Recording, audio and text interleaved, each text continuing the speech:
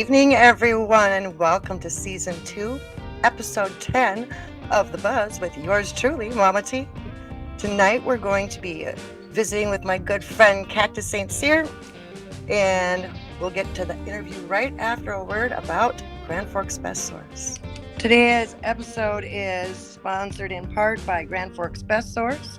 They're a cutting-edge local media broadcasting studio with captivating shows, on-location event coverage, and unparalleled advertising opportunities. Grand Forks Best Source has become a haven for podcasters like me seeking to bring their visions alive.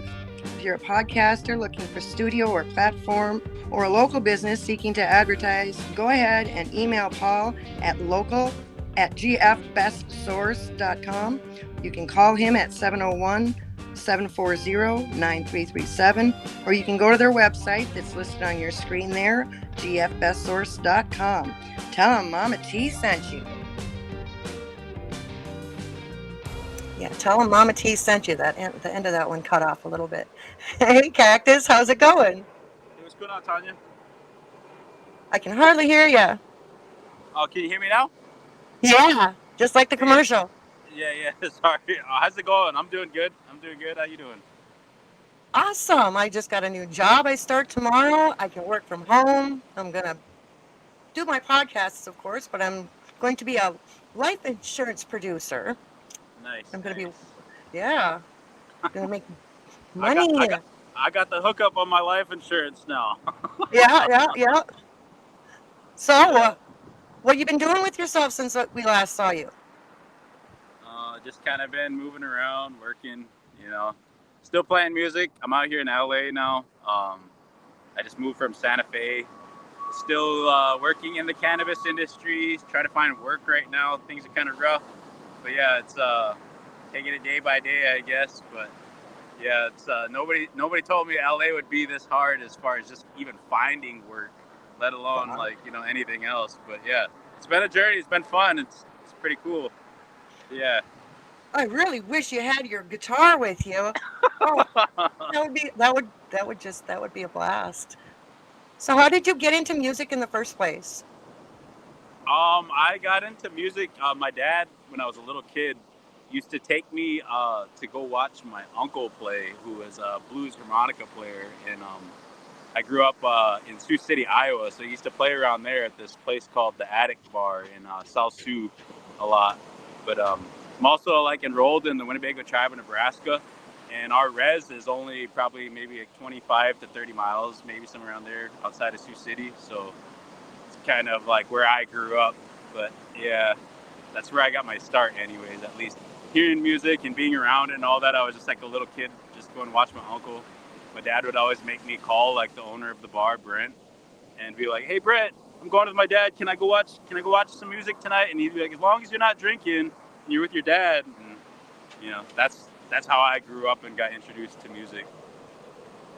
And what kind of music did you like listening to, just like on your own? Did you have a collection? Yeah, a lot of blues. I've always been just ever since I was a little kid, I've always been about blues because it's what I was always around. So I was always the weird kid in class that never wanted to tell anybody else in school that, I was out late last night with my dad listening to my uncle play, and I listened to B.B. King and all this other stuff when most of the other kids are sitting there listening to what's on the radio and stuff. So I just always felt a little out of place sometimes in school with all of that stuff. But yeah, that answers the question. I forgot. B.B. King right here. Yeah. That was actually my first show I ever went to with my dad. He took me to see B.B. King. What was that like? How old were you? I don't even know. I was in elementary school still. It was in La Crosse, Wisconsin. Yeah, I went to go see him live. I always had this thing of taking a recorder with me everywhere I went. And so I just recorded all these shows and stuff on a cassette tape when I would go to the shows and just listen to it over and over again.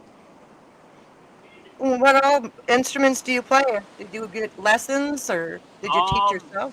I mean, it's funny because I took lessons a couple times when I was a kid, but for the most part, I'm self-taught. But I took lessons from actually.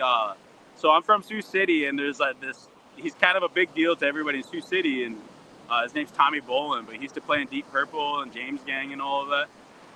His brother just passed recently, RP. But yeah, I used to take lessons at it's called Flood's Music in Sioux City from a guy named John Bartle, and he used to actually play in a band with Tommy Bolin when he was a kid in a band called Patch of Blue. But that's where I first learned the pentatonic scale was from John Bartle in Flood's Music. So, and Flood's What, is like, what sorry, is that? I keep hearing that phrase. What is oh, that? what's that? The pentatonic scale? Oh, the pentatonic. Yeah, so it's basically just kind of like the beginning of learning how to like solo on the guitar. It's just the basics of learning, just where to place your fingers. It's like kind of one of the first scales you use when you learn how to play. But yeah, I learned just 4 notes inside of the scale, and I thought I was cool or something, and I just kept wanting to do it. So that's where it all started for me. Is this the guitar, or do you have other instruments? I mess around with other stuff, but again, I'm not taught by anybody. I've taken lessons here and there and different things, but I dabble around with other stuff. But it's just mainly to learn more about my main instrument, the guitar. I don't really try to claim I know how to do anything else. Well, in that picture that we used for the promo, looked like you had a foot pedal or something. Yeah, it's a one-man band thing. I kind of picked that up when I was down south, like Mississippi and all that. I seen guys doing that down there, but it's basically for Yes, me. that's what I was going to ask you about. Yeah, it's basically a way of having a drummer without having a drummer. It's my way of faking, a drummer playing with me, I guess. So it's almost like having, you know. Yeah, it's the backup plan when the band doesn't show up. So, you know. So that's what I was going to ask you. So you and Bobby, you hit it off right away because you knew some people, you had some people that you knew in common. Yeah, it was crazy. I actually went over to you guys' place that day, and I was just like walking around, uh, Colleen and it's been And so Bob? long, and Bob. Yeah, Colleen and Bob took me over to you guys' spot, and I was just like walking around, checking out all of the pictures and everything, and I started seeing people I knew, and I was just like, what the hell, like. So I called up. There's one guy in particular, Watermelon Slim. So I was just like, I seen his picture on the wall, and I called him up, and I put him on the phone with Bobby, and Bobby's like, what the hell? Like, how do you know? How do you know Slim? Like, it's like, so yeah, it's just weird. It's a small but big world. So how do you know Slim? Tell me about your time in Clarksdale. I kind of just started going down there on and off for a long time. That bar I was telling you about in Sioux City when I was a kid, I would go over there, and one of the acts that would always come through was Bernard Allison, And one time I got to hang out with him after the show, and we were just talking, and I asked him a question. He probably doesn't remember, but I asked him. I was like, if you were my age and you could go anywhere in the country, where would you go if you wanted to learn how to play music? And he told me down south. So that's kind of what the motivation for me of going down there was. But like I said, I was always into blues, and I just kind of wanted to know like where it started and like where it came from. So that's what made me go to Clarksdale, and then eventually I went to Reds, and it's like one of the cooler spots I like in that town. And Definitely. and Slim was there that night. And yeah, I think at that time I was smoking cigarettes. Mom and family, if you're watching, yeah, I used to smoke cigarettes, but I stopped. But I went outside to go smoke a cigarette, or I tried to get a cigarette. And Slim always had these. He always had these this pouch of tobacco that he always carried with him everywhere, and he'd like roll his own. So like I knew he always had cigarettes. So he's like basically the cigarette guy that I always hit up all the time. But that's how I know Slim. That's how I first met him, anyways. So yeah. Who else did you play with, and did you actually get to play with them, and who else did you Um, meet down there? yeah, I played with him. I played with Deke. Really, who the person who gave me my like first start, and I used to play drums for him in Reds, was this guy named Robert Bilbo Walker. And yeah, he was one of my favorites. He's gone now, but yeah, and I wasn't even a drummer at all. But he had his, I guess the drummer didn't show up to the gig, and he had his wife playing drums for him. And then the bass player was asking me, because he was this kind of like had it up to here with trying to play bass with his wife on drums. He's like, if you think you can play drums better, please, by all means, get up there and like play drums with me. So I sat there and I had a couple more drinks and I kind of got some liquid courage, and I was just like, I think I could play drums better than that. And I went up there, and ever since then, like Bilbo just kept having me play drums for him, even though I wasn't even a drummer. But yeah, Bilbo is one of my favorites. A lot of guys. I just seen a lot of guys down there because I lived down there on and off for probably like 5 or 6 years. So, and I'm pretty sure I talked to Bobby about this too. I was like, I had to have run across you at least one point in time when I was there, like, and it was probably in a juke joint or something. But yeah, we just know too many people not to have ever crossed paths down there. So it's just kind of weird. Yeah. And then where's that breakfast place? You talk about Bluesberry. Yes, Bluesberry. Yeah. There's always music. Yeah, Art and Carol Cavarro. Yeah. And there's that, and the lady that waitresses there actually also works out.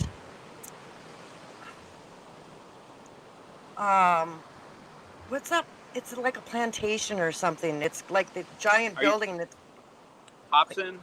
Hobson, yeah.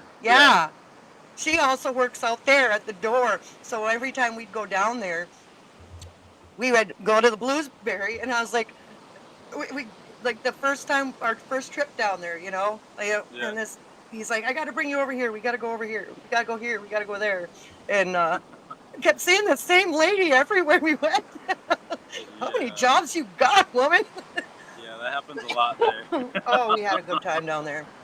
Yeah. I mean, there's I'm like really bad with the names of the places. We stayed in the cheap motel, just like right on the edge of town there. Yeah, I think I know what you're talking about. Right there by Hobson and all of that. No, on the other side. Oh, on the other side. Yeah, I'm not too familiar. I was my experiences there weren't as fortunate all the time. So. No, we felt welcome everywhere we went. There's so many clubs though that have cover charges. It's just crazy. Like, tell me about it. Yeah, I used to like I said, unfortunate events. I was there kind of, I had a period in my time of existence where I wasn't most financially stable, and I figured I was living the life of Robert Johnson at the time, right? But I was always that guy that was just always out front of the clubs around there, and I never had enough money for like the door to get in, so like I was just always listening to the music outside, and eventually they got sick of me and they're like, just come in, like just don't even so, yeah. So where else have you played? I mean, that's a hard question because I've played all over the place, but if you're talking about venues, less than places I've played like on the sidewalk, because I've kind of been a wanderer and going all over the country, all over the place, and I've played on the sidewalk everywhere pretty much. But stages, not so much, but I'm working on that right now. So, but yeah, a lot of time in the South. I really like Mississippi and like Louisiana and that area down there because of blues and all that. Memphis, I was over in Florida for a while. I like California. I was in Northern California a lot, but I'm kind of new to down south now, so I'm checking that out. I was in Seattle for a while. Just kind of all over the place, Not so much the East Coast though. So you were talking about the res. Can you tell me a little bit about your heritage and how it affected who you became, like musically? Yeah, so that was always the weird part about me in Mississippi, being I'm Native American and everything, but when I was down there, I just always felt kind of weird just knowing that I'm like actually from what's supposed to be America, and down there it's just they really didn't have a place for me when I went to Clarksdale. I felt like, where it's just like, who are you? What are you doing here? Like, you look like an alien. Like, no, it's just like, And I would hear things sometimes, people trying to tell me, you know, like, you don't know the blues, like, you don't have the blues. And the fact that, you know, all of this stuff, the way I feel, I'm like, how is that not the blues, you know? But yeah, I'm enrolled in the Winnebago tribe in Nebraska. It's my dad's tribe. You know, they're originally from Wisconsin, so right next door to where I met you guys, Minnesota. That's where my dad's people are originally from, but real estate issues, you know, we end up in Nebraska. My mom's tribe's still there in Minnesota, you know, and Red Lake is my mom's side, but I'm enrolled in my dad's. And so part of my life I was up in Wisconsin, part of my life I was down there on the res in Nebraska. And then when I met you guys, that was me kind of trying to learn more about my mom's side, because I never really grew up around Red Lake or Minnesota or anything, but I was born in Minneapolis, so that was kind of me learning more about that side when I met you guys when I was living there. But yeah, that's pretty And we much. loved having you. Bobby was he was phenomenal, you know, Yeah. and I'm glad you got a chance to play with him and got a chance to meet him.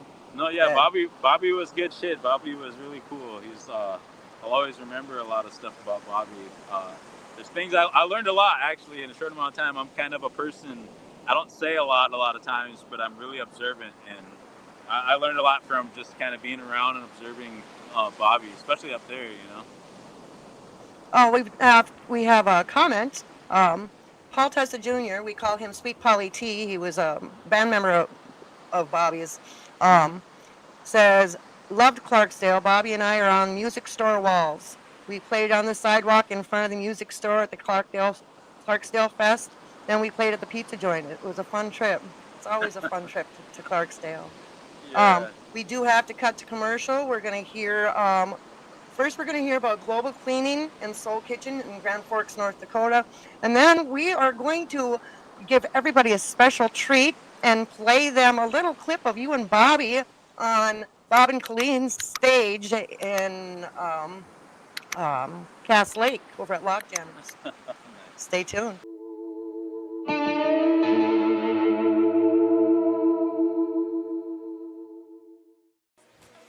When it comes to podcasts and social media, stick with the best. Grand Forks' best source. Keep up to date with local happenings and news, interviews with city leaders, athletes, nonprofits, and of course, lots of feel-good stories. You know, Grand Forks' best source is a great way to advertise your business or events with the most economical ad packages available. And contact us to find out how you can have your own podcast with the best studio in the area. Check out Grand Forks' best source on your favorite social media app. Grand Forks' best source, the Forks' best local podcast. Call 701-213-0863 or online at gfbestsource.com. We love the Forks. Grand Forks' best source, giving the Forks their identity again. What's up, Red Lake Nation Radio? This is your host, DJ Soko. Come join me if you're Acer Donnell from 4 p.m. to 8 p.m. every Soko Saturday, where I have a new segment, Soko's Metal Madness Hour from 7 to 8 p.m., bringing the North all the new and classic metal to the masses. The first 3 hours will be the old school hits, the rock and roll classics, and all other genres of music. Even country. So come take a cruise with me, DJ Soko, bringing the fire right here on 105.3 WRLN, Red Lake Nation Radio. Yeah. Hey everybody. Season 2 of Adulting with Jake is underway, but while you wait, you can always relive Adulting 101 Season 1 and every excruciating detail and every terrible pun, lame joke, and frankly, every poorly acted scene. Out now on our channel, CookingWithJakeShow.com.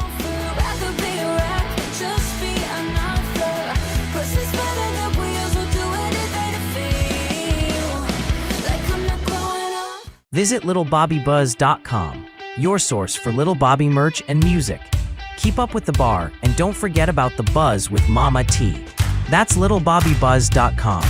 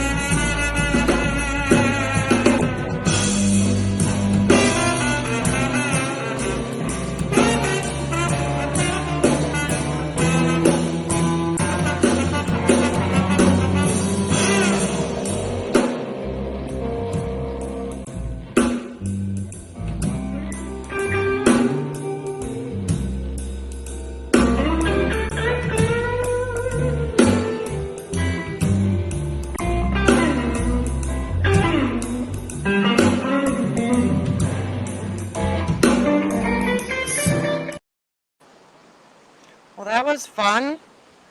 It was a blast from the past. Tell me about that clip. Where were you?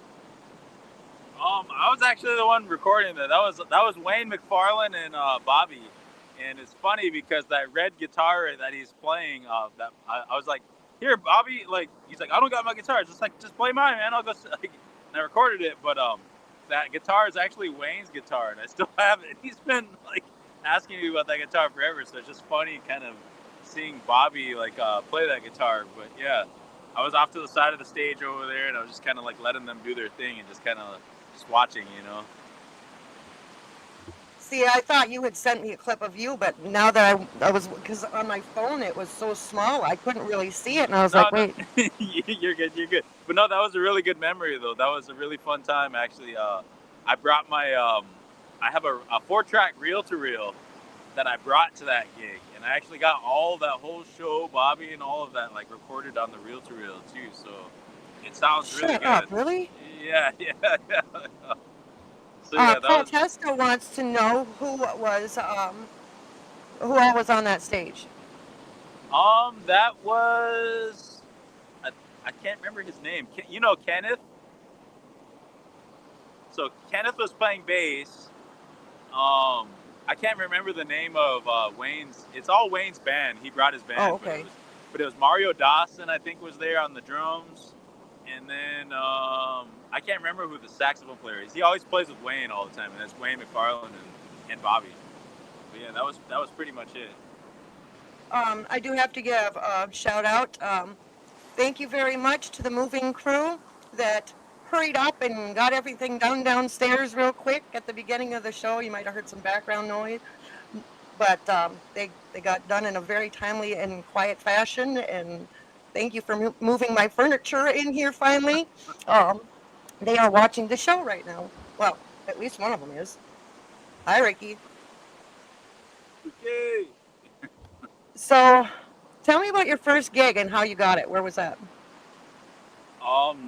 To be completely honest, I don't even remember that one. I really don't remember. I think my first gig was probably somewhere around Clarksdale. I was playing with T-Model Ford's grandson, Stud, and I'm pretty sure Stud got us a gig. Maybe it was at Reds, I think, for like my first gig, official gig, where I was like getting paid and all of that. I think it was at Reds, and I think it was with Stud, actually, thinking about it. So yeah. How long ago was that? That had to have been a long time ago. I have no idea. Maybe like 2016 or 15, something like that. You know. Do you write your own music? So I'm sometimes yes, and a lot of times I kind of just I'll play stuff if it's not mine. I always try to make it my own. I don't ever play anything or try to play anything the way that it was played originally. But I'm working more and more on original songwriting. You know, because I just feel like there's a point as a musician where you just kind of get tired of playing other people's music, where you just kind of like want to write your own. You know. And you're finally to that point Yeah. now. Yeah. Have you written anything? You got anything that you're proud I of yet? I have lots and lots of stuff on a broken laptop that doesn't work anymore. Um, Kind of I was working on, but I have the hard drive. But I just need to get the laptop fixed. But yeah, I have a lot of stuff I've been kind of working on for years. A lot of it's more music than lyrics, but I kind of have a notebook of all of the years I was wandering around and stuff too, of just stuff I was jotting down that I could probably throw to music. You know, I'm just kind of waiting on, you know, I don't know what I'm waiting on, but I'm waiting on something, I guess. Oh, Paul just asked a question. What is Bobby's last CD that was #1? That would be Dealing from the Bottom of the Deck. It's been #1 in Minnesota. I'm going to check again in the morning, but I've been keeping track of this last CD and it's still on the charts. So you have to have a favorite gig somewhere. Favorite gig somewhere. I mean, probably my friend, the guy, basically that club I was always going to. My dad would take me to when I was a kid to watch my uncle. That place closed down, but that the owner of the place was Brent. His name's Brent Stockton, and he's from Sioux City, my hometown. And he's kind of had a bunch of different bars under different names around the area throughout the years. But right now, he's got a place called Vanguard Arts. I'd probably say that's probably my favorite place, just out of nostalgia, because of like me being a kid and going to his place all the time. That there's just something about that because I was a kid and just you know, it's just a lot of memories for me. So I'd probably say that place is probably one of my favorite places to play. Do you have any good road stories? I mean, you travel quite a bit. I mean, yeah, I mean, I have road stories. Is there anything in particular? Maybe like there's lots of road stories, but What's your favorite story? Okay, tell me about a time that maybe you got scared or worried. scared or worried? Well, okay. So, me and Stud, you know, he's T. Model Ford's grandson. We started playing music together, and we were in Clarksdale, and he was living in Greenville at the time, and I was staying in Clarksdale, and I basically kind of, you know, the town's really small there in Clarksdale, and so after a while, it's just like I got the jitters to just kind of leave town. I'm just like, I need to get out of here, you know, and so I went down. I was like, I'm gonna go to New Orleans. You know, I was like telling Stud this, and Stud was at his mom's in Greenville, and he was like telling me, he's just like, yeah, I'll go with you. You know, and he was never out doing anything like that. I never like, you know, so I didn't know New Orleans. We went to New Orleans, and basically we were living day to day, like busking in the French Quarter, just like every single day was like a mission where we'd have to make so much money to go back to like the hostel we were staying at the time to make enough money for a place to stay that night and for food, literally. And it was like that for like I don't know how long, where we just would do the same thing like that every day. Where we'd go down to the quarter and play music enough to make rent, and then do the same thing over and over and over again. And you never knew what you were gonna get some of those nights, just kind of being on the sidewalk like that, just playing, because it's New Orleans and you never knew who was walking by. So like, you know, sometimes there was just random jam sessions and stuff like that with people who were in the clubs that were just walking by that were like, you know, just randomly on some shitty, just little tiny amp and drum. Like I think Stud was just playing with a snare at that time, so it was just like a little baby amp and a snare. Like Like what are they called? A pig? No. Not a pig nose. A pig nose too small. I think I had it was like a little Fender. I can't remember what it was called. It was a little Fender amp though, but not too big though. It's a little amp. No, one of those little tiny, looks like a little speaker. Yeah. One of those. So have you been mostly solo, or have you been part of any bands? Yeah, I've been kind of part of like a couple bands, but more lately, it's just kind of. I'm sure a lot of you can relate out there with, growing in age and whatnot. It's kind of hard for people's schedules to align and whatnot. So anymore, I try not to like juggle playing with other people for right now. I'm kind of more focused on like writing and making my own music kind of relevant to my life. So that brings me to being out here in LA where I'm at right now, because I was in Santa Fe and I was just like, you know what, I'm going to go to LA because I work in the cannabis industry too. So I've been doing that for a while, and not only just music, but also the legal cannabis market. Just kind of, this has always been like on the bucket list for me as far as like places I wanted to go. So I just felt like it was time. So I'm here now, and if you are out there and know anybody in LA or know places to play in LA, let me know. Hit me up. I'm just saying. But yeah. So tell me about this cannabis stuff you're doing. So yeah, uh, I'm here now. I'm here right now. I'm just kind of trying to find any kind of work in the industry, because I started, I would I would say basically where I'm from, it wasn't always legal, and it was around high school time, and I basically got charged with possession. I don't know if any of you guys know what ditchweed is, but it's just kind of rural weed that has no THC in it. Like, and this was pre 2018, because if it happened after that, it would have been legal. But Obama legalized, anything that's below 0.3% THC to be legal. But at that time, it wasn't, and it was a wet plant in this car with 3 kids. It was stupid in high school, and the cop charged everybody in the car with possession. I think it was like a pound of cannabis, and it was ditchweed that was under 0.3, and that basically fueled my anger, and and I was just like, you know what, I'm gonna make this my career now. So I moved to a legal state, and I just decided that's what I was gonna do. So yeah. Uh, if I get a job here in California in that industry, this will be the fifth legal state I've worked in now, and I've worked all aspects of the industry, from production to trimming to dispensary work to management to writing policy and procedure for Red Lake. Wow. I did a bunch of different stuff in the industry, so it's one of my passions along with music. I feel like they go hand in hand together. So coming to LA and doing all this only makes sense to me for those reasons. So yeah, if you were ever gonna collaborate with any artist and like be on a record together with somebody or write music together, who would you want to be with? Um, well, he's really old now, but I would really want to do something with this guy named Stevie Moore.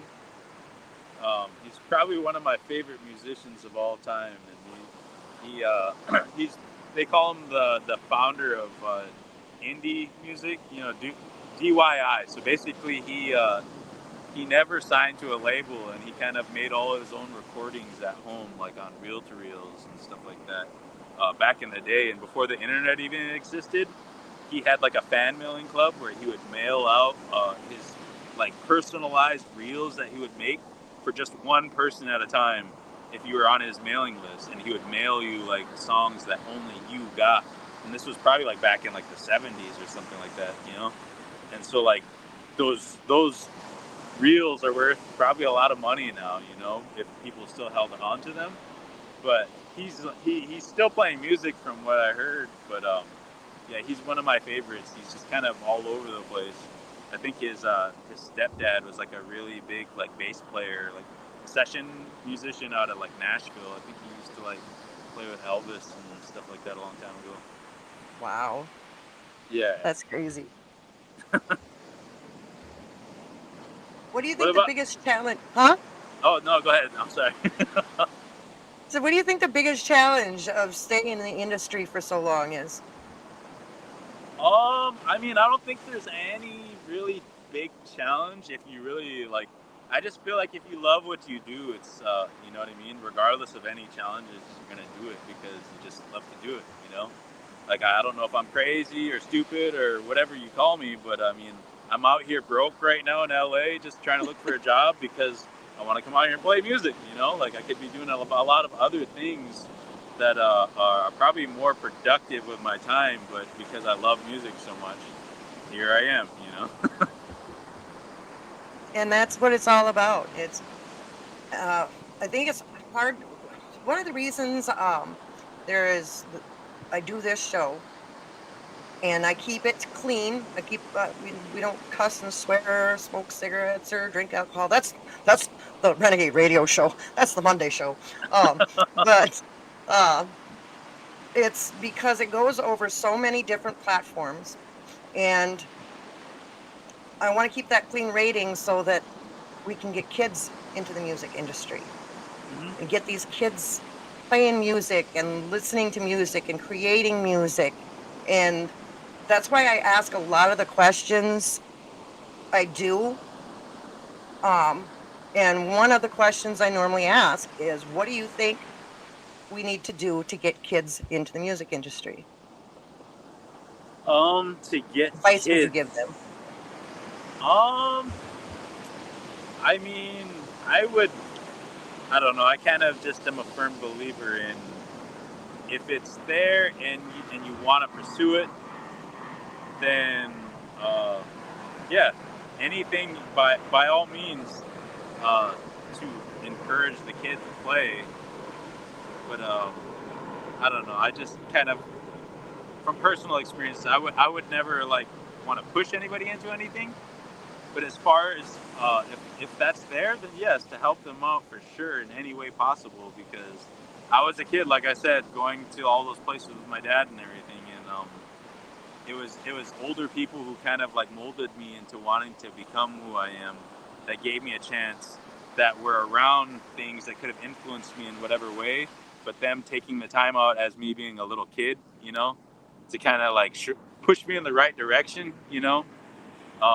Yeah, I totally agree with everything. I don't know if I answered the question or not, but You answered it well enough.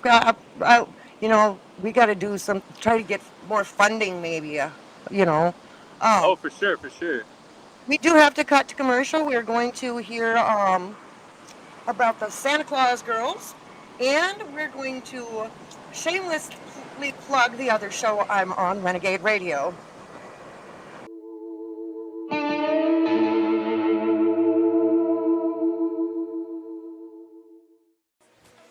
When it comes to podcasts and social media, stick with the best. Grand Forks' best source. Keep up to date with local happenings and news, interviews with city leaders, athletes, nonprofits, and of course, lots of feel-good stories. You know, Grand Forks' best source is a great way to advertise your business or events with the most economical ad packages available. And contact us to find out how you can have your own podcast with the best studio in the area. Check out Grand Forks' best source on your favorite social media app. Grand Forks' best source, the Forks' best local podcast. Call 701-213-0863 or online at gfbestsource.com. We love the Forks. Grand Forks' best source, giving the Forks their identity again. What's up, Red Lake Nation Radio? This is your host, DJ Soko. Come join me if you're Ace or Donnell from 4 p.m. to 8 p.m. every Soko Saturday, where I have a new segment, Soko's Metal Madness Hour from 7 to 8 p.m., bringing the North all the new and classic metal to the masses. The first 3 hours will be the old school hits, the rock and roll classics, and all other genres of music. Even country.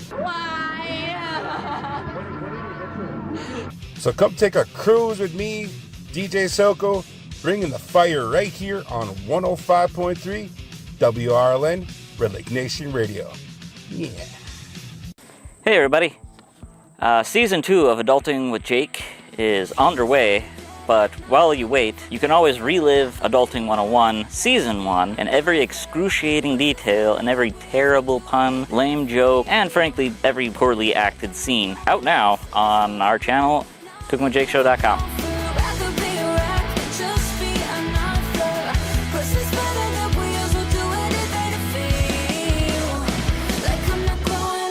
Visit littlebobbybuzz.com, your source for Little Bobby merch and music. Keep up with the bar and don't forget about the buzz with Mama T. That's littlebobbybuzz.com.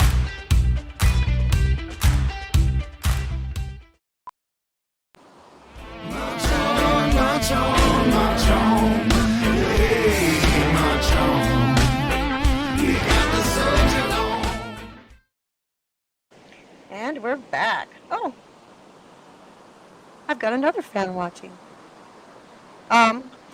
So I've got a couple comments from Paul Testa Jr., Sweet Polly T, or Uncle Polly. Unless you need the money, play to have fun, play the music you love. And he says, where is he living in LA with no money? Not the cheapest place to live. Yeah.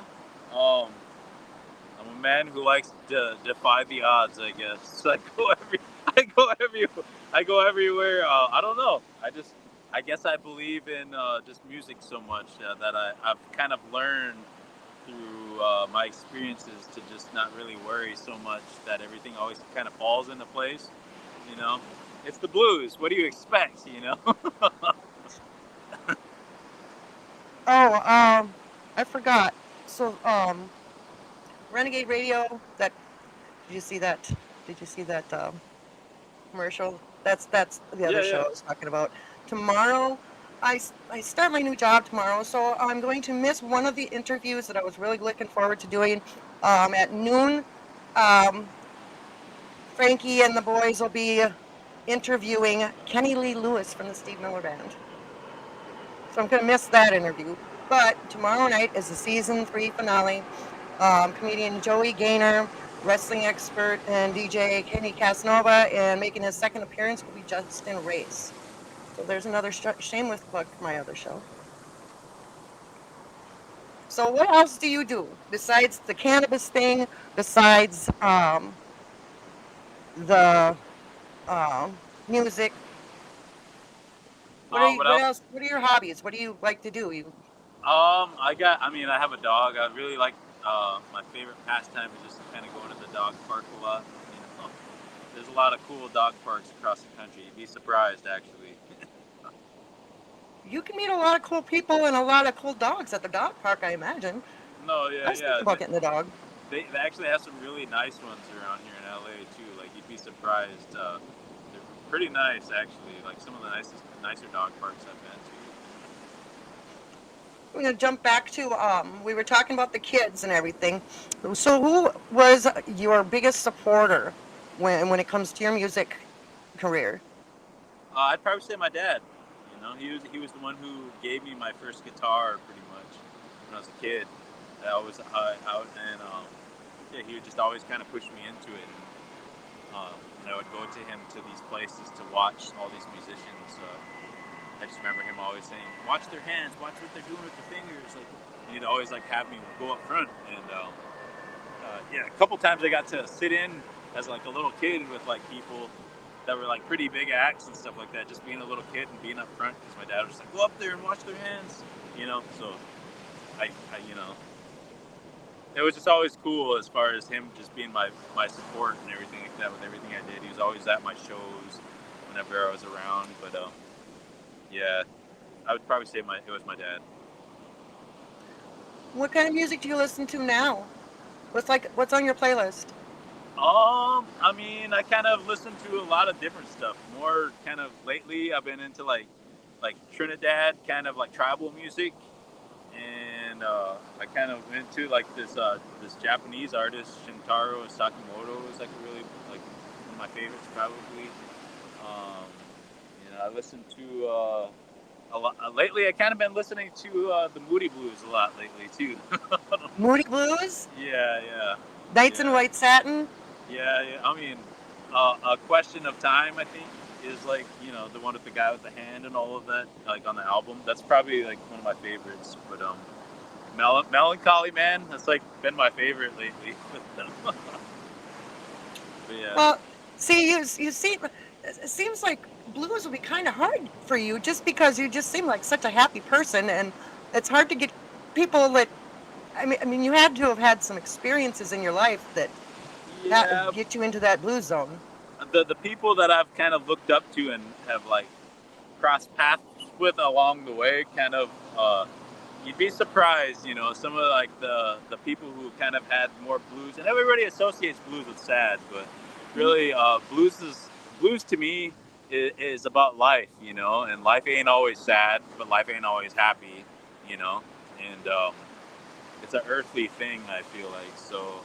Uh, you basically you can have the blues and still be happy because I heard this thing one time where they were saying the blues is kind of like a vaccine, when you have the flu, what do they give you? The flu, right?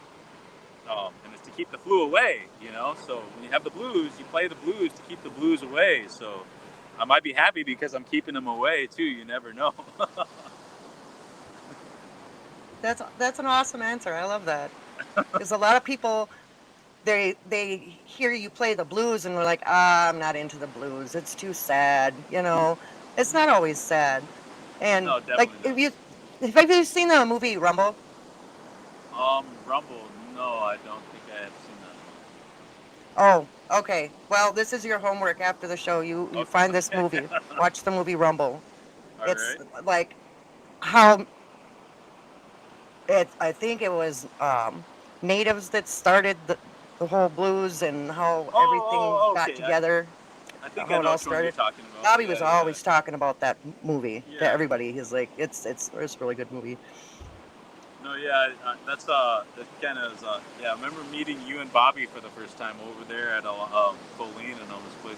Hey, Colleen, if you're watching this. But, yeah, I remember meeting you guys over there and talking to Bobby, and Colleen was telling Bobby about me, because he didn't know anything about me or anything, and she was just like, yeah, he's native too, and I just remember Bobby saying, he's just like, yeah, he's just like, I hear good things about you, man, and I really like that you're native and you're playing blues because, I really support you, kind of like what you're talking about with like, people supporting each other, and Bobby was always saying, just like, there's not too many of us, that are native that are doing this. So he's just like, I'm supporting you, man. I got your back and everything, So I always thought that was really cool about Bobby, because He was very supportive. He always wanted to give.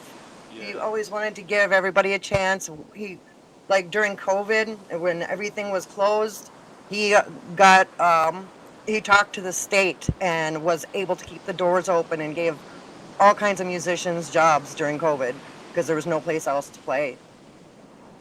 no, yeah, that I I swear I know, and that was the connection that me and Bobby always had that I thought was kind of cool that we both kind of knew about each other.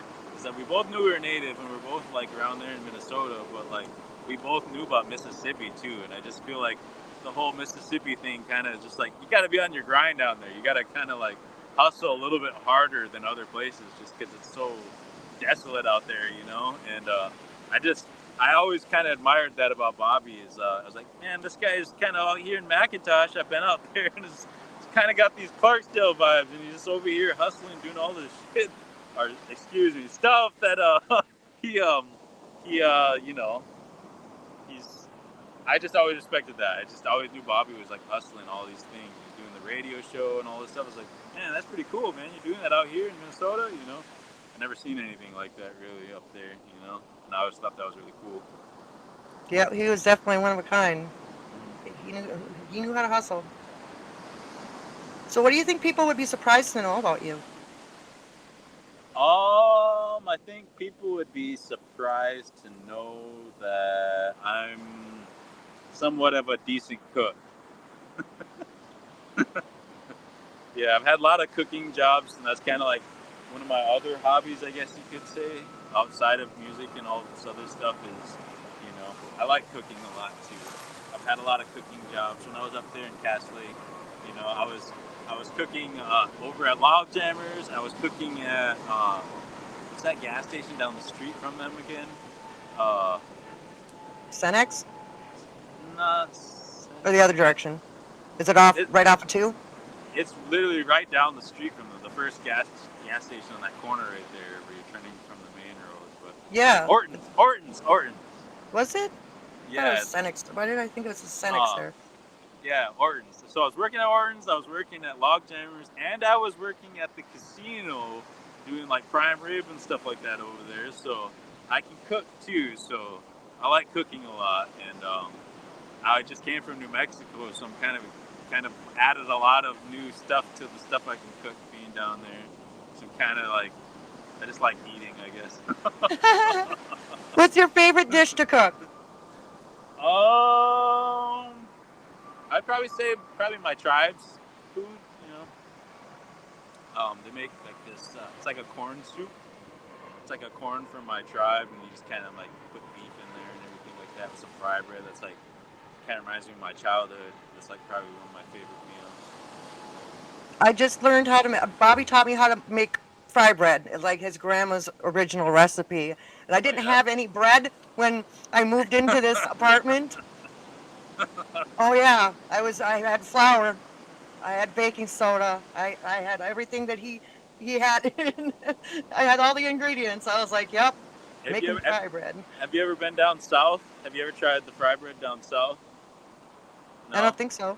There's like different styles of fry bread even. So it's just like, New Mexico, the fry bread's kind of like, it reminds me of like fat tortillas almost, It's just like, they're like really thick looking kind of tortillas almost. But like the fry bread that I was taught to make and from like my family and everything, it's really like, almost looks like donuts to like the people down there. They kind of make fun of it. Like, what are you eating, donuts up there or something? Like, Well, no, you have to squish you gotta squish the hole in the middle. Otherwise, Yeah. it goes like this and pops grease in your face. Right. That's funny. Yeah. So you've got some things you need to plug. Yeah. So basically, I have a Facebook page. It's Cactus CactusStCyr, Saint Cyr, my last name, ST period space CYR. Find me on Facebook. I have a link on there. I just moved out here. I don't know if a lot of anybody who's watching this knows me or not, but I kind of go from place to place. But this time, I'm doing things more responsibly, I guess you could say, and I'm looking for work right now. I just moved out here to LA. I work in the cannabis industry, like I said, and I play music. So if anybody has any leads or connections to anything that might help me with my journey out here in LA, please let me know in the comments or whatever. Just let me figure something out. And I unfortunately I've resorted to having a GoFundMe, and you can find that on my Facebook page. Like I said, anything will help. And I'm not just asking for handouts. I plan on giving you some music in return if you're feeling gracious enough to help me in my quest here. But yeah, and if you guys just want to follow the music too in general, just find me, like I said, on my Facebook. That's all I have right now. I literally just made an Instagram today, so I've been off of like social media. I don't know too much about it, but I'm trying because I have to now that I'm here and I'm finding out more people use those things. Yeah, I just tagged you in the comments so that they can find you and find your page. Yeah, I appreciate Or a that. cooking job too, right? Cooking jobs too? Cooking jobs, literally anything. I can park cars, like I park cars like a professional. Like I can park Ferraris, I can park Lamborghinis. No joke. And I've done it. I'm no joke. I can do all kinds of things. I was a janitor one time even. So yeah, I'll do anything. You'd be surprised. It's pretty crazy out here. Like the job market. I've applied so many places, Tanya. It's not even funny. Oh, Yeah. But I'm only here on one side of the city right now, so I still have to like venture out. It's pretty big here compared to back where I was. So it's just kind of me getting used to everything still, I guess. But yeah, right now I'm over here kind of. I think somebody's question asked me about that earlier, where I was at in LA. mm-hmm. But I'm over here. I'm literally like right next to the airport, and I don't know if you guys have been hearing the planes take off this whole time. I apologize, but literally I'm right here on the beach. The airport's like right over here. So yeah, you'd be surprised how loud it It, gets over here. it looks beautiful. I mean, I could hear a little bit about the planes, but you know what? So what? Uh, right, right. You look like you're having a good time out there. I mean, I try to, but yeah, I'm also trying to be aware of reality sometimes too, and there's a good balance Paulie to everything. says McDonald's is always hiring. I don't know if you know about the McDonald's around here. Maybe where you're at, but um, I just found out there's a crisis right now. I was like researching it the other day. There's a crisis for jobs for people hiring here in LA right now, and I didn't even know this. So it's just like Oh no. it's not just me. I guess it's the whole city. I guess, but yeah. But it's been fun though. I got to check out the Hollywood Walk of Fame. Check that out. I checked out a couple other places. Um, Malibu is really cool. I don't know if you've ever been to Malibu or not, but like that's one of my favorite spots here since I've been here. And the seafood is really, really, really good. Again, I'm a fat kid, so You're making me hungry. I'm yeah. actually having fish for supper. So, Nice, nice. I missed. oh, you've got Send 2 me, minutes left. send me some walleye, Tanya. Yeah, right? Oh, that's crazy. How did this whole hour go by so fast? No idea. Can you think of another story you want to tell? Another story I want to tell. Yeah, I mean, it's just weird, like in Minneapolis and all that, because I was living down there before I moved up to Cass Lake, and I don't know if you remember that time or not, but like, Bobby was asking me to like drive him down to like a gig, like, and I think he was playing at Shaw's with what is his name again? Jimmy Alan Hurt. Primetime Smith. Yeah. Oh, yep. Yeah. It was funny because I was working at the casino at the time. Like I told you, like at there in Cass Lake, and I was making the prime rib, and so like I associated the word prime at the time because I was working with prime rib all the time. Jimmy Primetime Smith, I was like Jimmy Prime Rib Smith, and and Bobby like took it and ran with it the whole like day. Like I was just like, he literally like said it to Jimmy. He was like, Jimmy, we're gonna call you Jimmy Prime Prime. rib. Yeah, he's like Prime Ribs. So I remember that now. So it was just funny because I knew of Jimmy, and I've never like introduced myself or talked to him or anything like that, but I've heard his music and everything before, and I'm not the kind of person to go up to people and just be like, hey, blah blah blah, and but Bobby was like telling him all the stuff that like we were like joking about in the car, and like that whole gig he was like going around like prime rib, and like he was like and Jimmy was like laughing and everything, so it was just really funny, and a lot of the connections, it was just weird, a lot of the connections that me and Bobby would have, of not just Mississippi, but even people when I was living in Minneapolis, just different stuff like that. It was really cool, and I really miss Bobby a lot, and yeah, I guess that's one of my cool stories, I guess. Prime rib. Prime rib, yeah. Well, it looks like we got to close out the show. I'm so happy for you. Living your dream. I wish you the best of luck. If you ever want to come back up here, man, we can find your work up here. Right. Yeah, thank you, Tanya. It's really good seeing you too, and I'm glad you're doing better. I'm glad that you got your place and your show is still going and everything. I'm really happy for you. Keep it going. Yeah. And everybody out there, make sure you like and follow and subscribe. Tell your friends, tell everybody about Lil Bobby's Buzz. Thanks, Cactus. That's sweet. Yeah. And Paul says, good luck, fella. Thank you, Paul. Appreciate it. And thanks to all the listeners and the viewers and fans out there. I appreciate you guys all so much. For more of the Buzz with Mama T, go to www.littlebobbybuzz.com or www.gfbestsource, or you can follow the Little Bobby Buzz on Facebook. Keep supporting these musicians, you guys. Let's keep this live music alive. See you next week. Today's episode is sponsored in part by Grand Forks Best Source. They're a cutting-edge local media broadcasting studio with captivating shows, on-location event coverage, and unparalleled advertising opportunities. Grand Forks Best Source has become a haven for podcasters like me seeking to bring their visions alive. If you're a podcaster looking for studio or platform, or a local business seeking to advertise, go ahead and email Paul at local@gfbestsource.com. You can call him at 701-740-9337, or you can go to their website that's listed on your screen there, gfbestsource.com. Tell them Mama T sent you.